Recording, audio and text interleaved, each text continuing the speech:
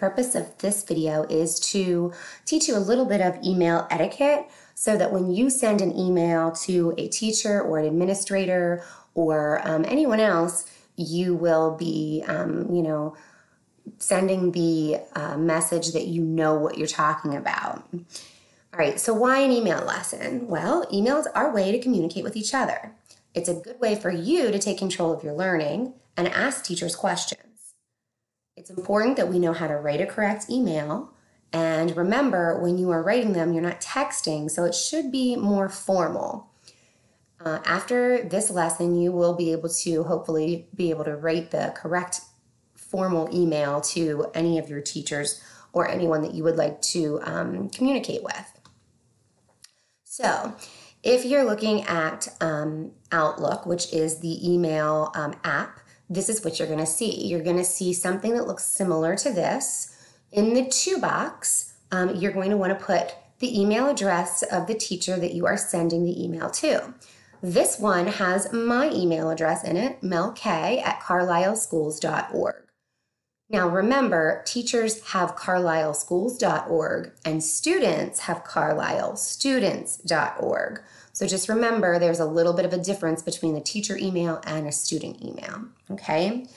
Now there's another line on this email form and it says CC. That means carbon copy, and that means that you can send that email, a copy of that email, to another teacher. So maybe you want to add Mrs. Furness, she's our team leader, to this email in case Mrs. Mel doesn't get the email, or maybe Mrs. Furness might know the answer, okay? So here, the email is going to be carbon copied to Mrs. Furness, all right? So her email address is in there. The next line here is adding a subject. So the whole purpose of having a subject line is to let your reader know what they're going to be reading about. If there is no subject in an email, I may not even open that email. That lets the reader know what this whole email is going to be about. You're going to want to use keywords here, not a complete sentence, just select words that let the person who's receiving the message know exactly what is going to be in that email. So this one says 4th period ELA homework question. So right away, as the teacher, I know this is somebody from my 4th period ELA class and they have a homework question, okay? So that's a really good subject title. Then that next big box is where you're going to actually compose your message. You're going to want to make sure you start with a formal greeting like hello, good afternoon, Mrs. Mel, hi, Mrs. Mel, okay? And the format, you're going to make sure that you put a comma after the name. So if you have hi, Mrs. Mel, you're going to put hi, Mrs. Mel, and then a comma, okay? Same thing with whoever else you might be sending a message to. Just make sure that the greeting is the comma is after the name and not the greeting.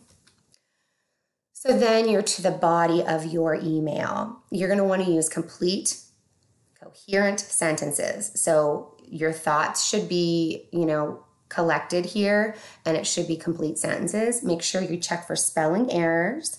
You use proper capitalization and punctuation. Do not use all capital letters or exclamation points to stress importance. Just stick to the point and keep it simple. Do not abbreviate either. Do not use texting abbreviations like the letter U for the word U, okay? This is a formal email to your teacher or your principal or whoever else you might be emailing. So we're not going to use abbreviations. So this is an example of a completed email. You can see that this specific email is being sent to me, Mrs. Mel, at carlisleschools.org, and then it is also being sent to Mrs. Furness and Mrs. Mitzios. That we're carbon copying them on this email. So it's actually going to come to all 3 of our emails. The subject is clear, 4th period ELA homework question. And it's a nice greeting, Dear Mrs. Mel, with a comma after the greeting. How are you? I was looking at this week's checklist and I have a question. Do we need to write the answers to the thinking questions for The Boy in the Striped Pajamas? I think it's going to be a good book. So there is the end of the message, but they don't stop there. This person puts a salutation, thanks for your time, comma, John Santo. So make sure that when you end your message, you're putting some sort of a salutation at the end. A closing remark, maybe you might say thank you. Maybe you might say many thanks, all the best, okay? And then make sure you put your first and last name. All right, and then all you have to do is click the blue send button at the bottom. You guys have kind of gotten into Office 365 and know that the format looks a little bit different. And instead of the send button, there could be a check mark that you have to hit or an arrow button that you have to hit. It looks different in your different applications. So this is the main format though for all emails. You're always going to have the to box. You're always going to have the CC carbon copy box. You're always going to have a subject box, a body box, and then a send button of some sort, okay?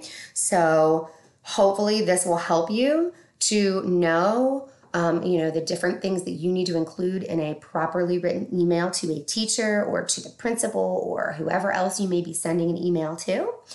We are going to use this as a guide. You can come back and rewatch this video as you create your email to me using the rubric for the project that you're going to be doing next.